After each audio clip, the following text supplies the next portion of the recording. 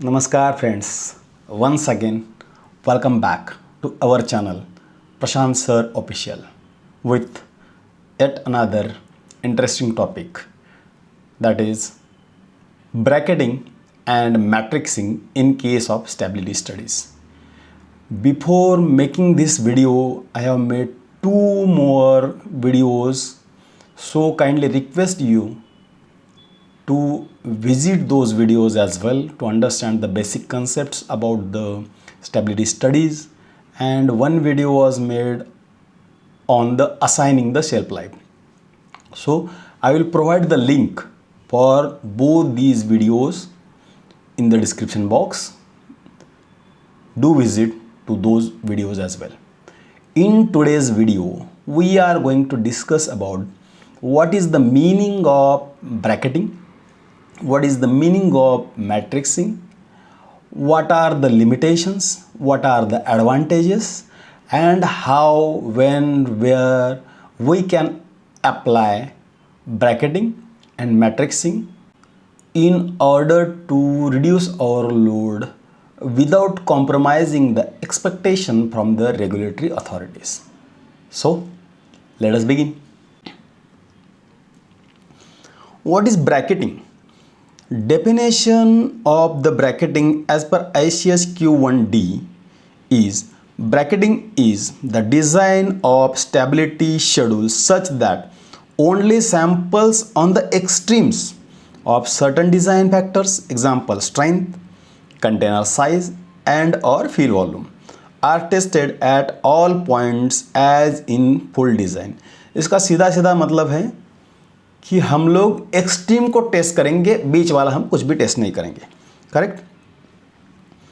Bracketing evaluates only extremes, example highest and lowest strength, और higher fill volume and lower fill volume, और high container size and low container size. Correct. Here we assumes the results at the extremes represent the intermediate.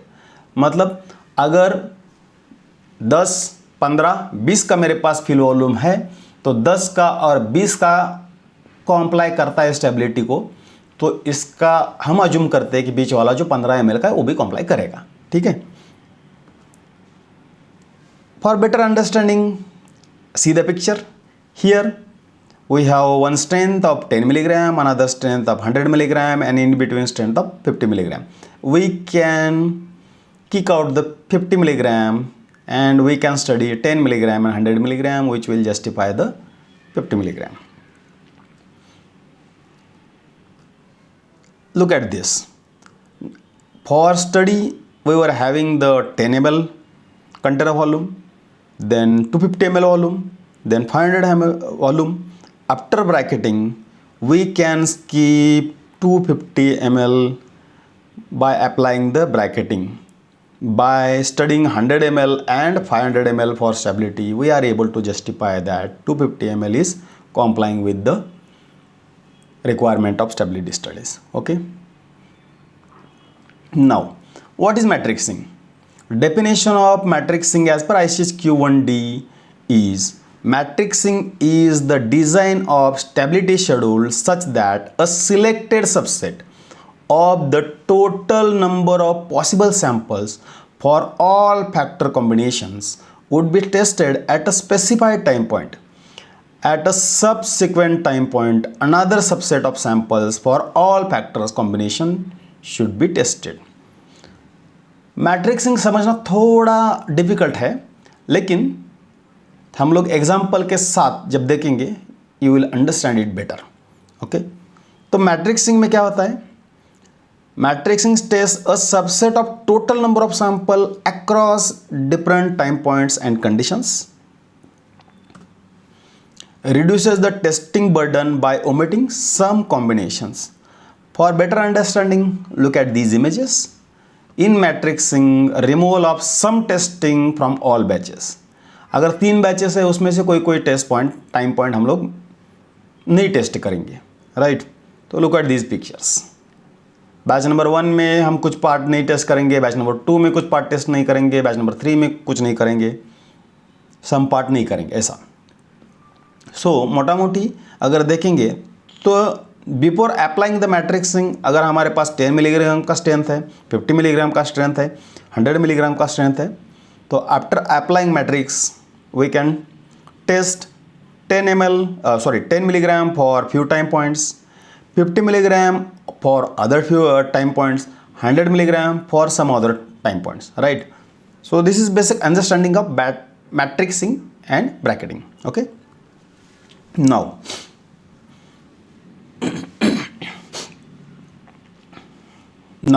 when to use bracketing design and when to use matrixing design.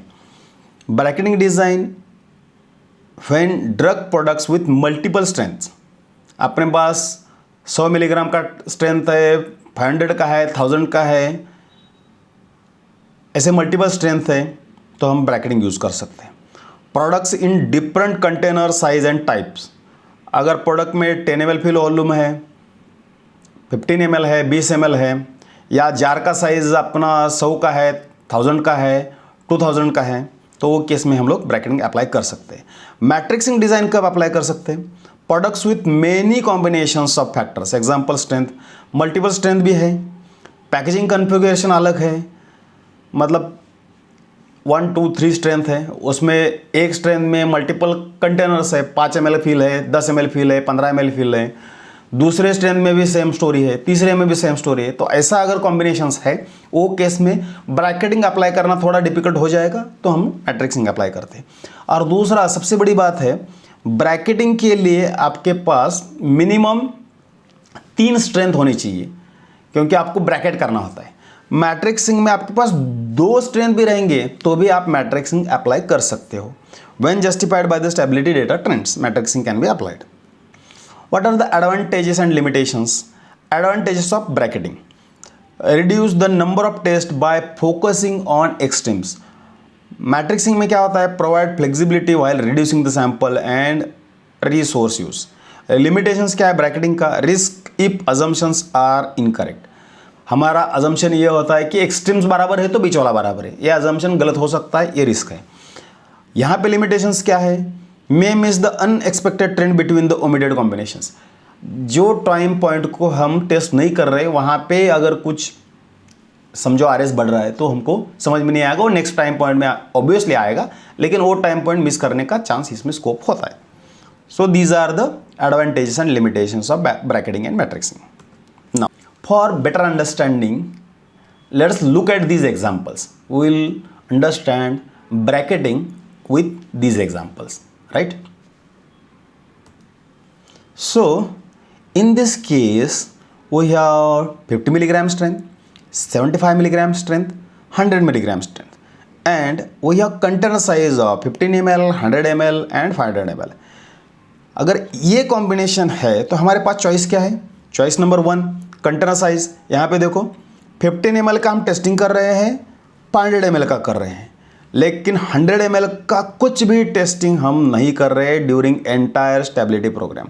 Similarly अगर strength का बात करेंगे तो strength में देखो 50 milligram का strength test कर रहे पूरा, 75 मिलीग्राम का पूरा कर रहे हैं, लेकिन 100 मिलीग्राम का पूरा कर रहे हैं, लेकिन 75 मिलीग्राम का नहीं कर रहे हैं. अगर ये कॉम्बिनेशन हमारे पास है तो हम लोग 75 मिलीग्राम का पूरा स्ट्रेंथ अवॉइड कर सकते हैं और कंटेनर साइज 100 ml पूरा का पूरा अवॉइड कर सकते हैं. सो हमको ये अपॉर्चुनिटी मिलता है, we can go for the reduce testing of the stability studies, right? Now we will see the example of matrixing, how matrixing will be applied on different strength, on different container sizes, right? Now in case of matrixing we can go for 1/2 reduction matrixing or 1/3 reduction matrixing. अगर ये 1/2 सोचेंगे तो हम लोगों को ये समझ में आता है कि हमारे टाइम पॉइंट 50% कम हो जाएंगे, 1/3 यहाँ पे कम हो जाएंगे. हालांकि वैसा होता नहीं है, वो कम होता है, क्योंकि 1/2 रिडक्शन में it eliminates 1 in every 2 points from the full study design. तो 2 के बाद 1 कम होता है, और यहाँ पे it eliminates 1 in every 3 points from the full study design. 1/3 reduction में 3 में 1, वन हाफ में 2 में 1 टाइम पॉइंट हम लोग स्किप कर सकते हैं। कैसे? Look at this, this is one half reduction having the product with 2 strength. For better understanding हमने 2 स्ट्रेंथ लिया है, क्योंकि 2 स्ट्रेंथ ब्रैकेटिंग के केस में हम अप्लाई नहीं कर सकते, मैट्रिक्सिंग डेफिनेटली अप्लाई कर सकते हैं। ठीक है, तो वन हाफ रिडक्शन में क्या हो रहा है, यहाँ पे we have S1 strength, we have S2 strength, 2 strength we are having, batch number 1 2 3, batch number 1 2 3 of each strength. Now look at this, here we have in totality 42 time points. अगर मैं one half का reduction पकड़ूँ तो it should be 21, but concern ये है कि 0 time point पे हमें सारे के सारे बैचेस और सारे के सारे टेस्ट करने ही है इनिशियल टाइम पॉइंट। अगेन 12 पे हमको सारे के सारे टेस्ट करने होते हैं, and at the end of shelf life हमको सारे के सारे टेस्ट टाइम पॉइंट पे टेस्टिंग करने होते हैं। तो बीच में ही हम लोग कुछ कर सकते हैं। फॉर एग्जाम्पल 1 2 हो गया, तीसरा स्किप किया, यहाँ पे 1 2 हो गया, तीसरा स्किप किया। सिमिलरली बैच नंबर 2 को भी हमने 1 2 किया, तीसरा स्किप किया। तीसरे बैच में क्या किया, 0 किया, उसके बाद 6 में किया। यहाँ पे भी S2 में भी हमने सेम किया है, लेकिन थोड़ा सा कॉम्बिनेशन बदला है। बैच नंबर 1 को हमने 0 पे किया, उसके बाद 6 मंथ को किया, उसके बाद 12 मंथ को किया, उसके बाद 24 को किया, और 36 को कंपलसरी करना है। बैच 3 में क्या किया हमने, S2 के 0 पे किया, 6 पे किया, 12 पे किया, 24 पे किया, फिर at the end of shelf life किया। तो ये एक तरीका है मैट्रिक्सिंग का। दूसरा तरीका क्या है, जहाँ पे 1/3 रिडक्शन होता है। हम 2 स्ट्रेंथ का ही बात कर रहे हैं यहाँ पे, right.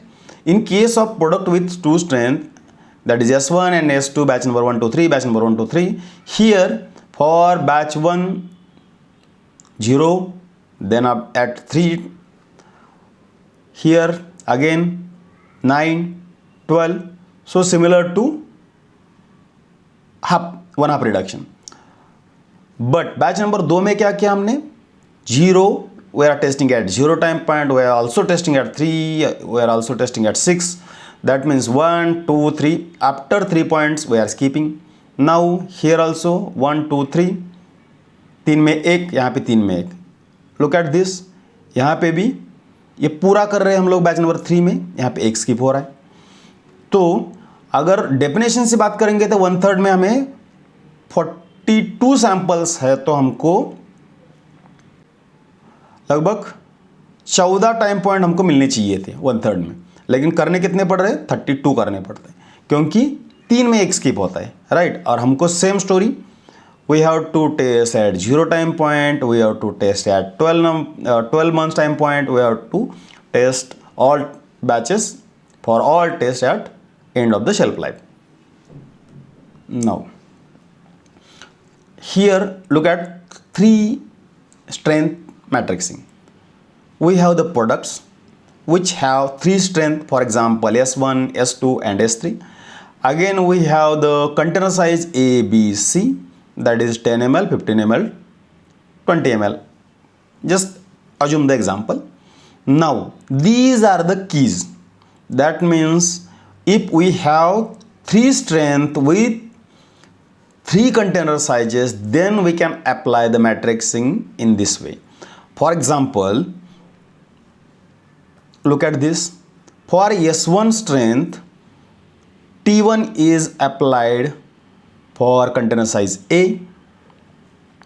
Then in case of batch number 2, that means S1 के केस में हमने 2 बैचेस कंसिडर किए, S2 के केस में हमने 2 बैचेस कंसिडर किए, S3 के केस में भी हमने 2 बैचेस ही कंसिडर किए।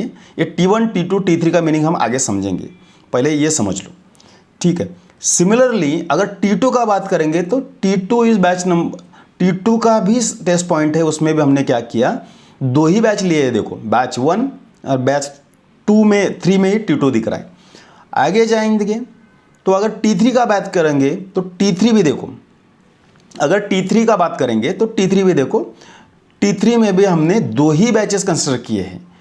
तो जहाँ पे हमारे पास 3 स्ट्रेंथ है, 3 कंटेनर साइज है, उसमें हम लोग एक्चुअल टेस्टिंग में 2 ही कर रहे हैं, लेकिन अलग अलग टाइम पॉइंट पे कर रहे हैं। तो ये T1, what is the meaning of T1, what is the meaning of T2, what is the meaning of T3. Look at these keys. In case of T1, we have to test the batch for 0 time point, then we can skip only 3 months. In case of T2, we can skip 6 months and 18 months. In case of T3, we can skip 9 months and 24 months. For better understanding, look at this. We have S1 strength, and in S1 strength we have container size of 10 ml, 15 ml and 25 ml. And if we look at T1, then we need to test this batch number 1 with 10 ml for 0, then 6, 9, 12, 18, 24, 36 of same strength with same container size. We need to test another batch, that is T3. Look at T3, 0, 3, 6, then 12 month, then 18 month, 36 month. This is the combination which we apply because of the matrixing which is allowed as per ICS guidelines. Now in case of S2, another strength, we are again testing only 2, that is T1 and T2. T1 and T2, T3 we are not testing. Batch number 2 and batch number 3 only we are testing. So friends, I think you got my point.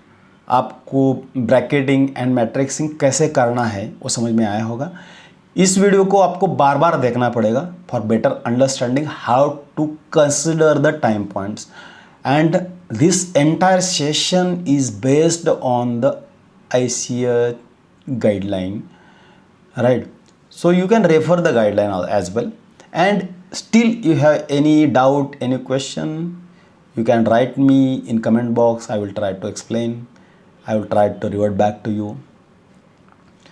So once again, I request you to